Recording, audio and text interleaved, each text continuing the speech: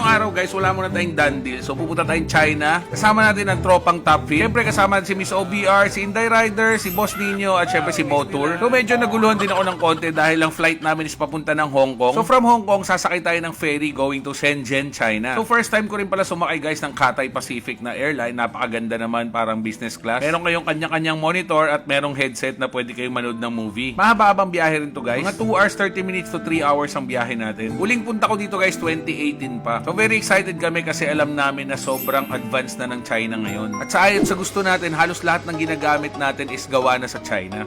So dito kami ngayon guys, airport Hong Kong. From Pilipinas, nag-plane kami going to Hong Kong airport. Tapos from here, magta-transfer kami ng ferry. May layover kami ng mga around 2 hours. So stroll kami sa airport. Sa mga hindi nakakaalam guys, sobrang laki ng airport ng Hong Kong. Kaya naman meron silang sariling subway. So pasakay na kami ngayon guys. So transfer kami, ferry naman. Let's go.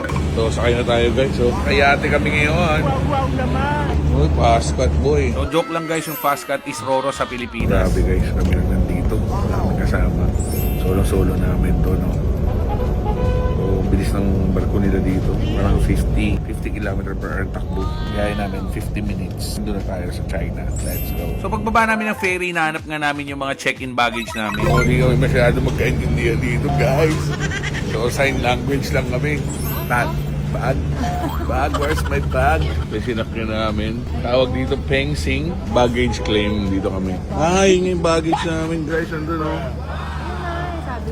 Crane. Ibang klase dito. So yung maleta namin guys, hindi na namin kinuha sa airport. So, sila na bahala nag-transfer dito. So yun.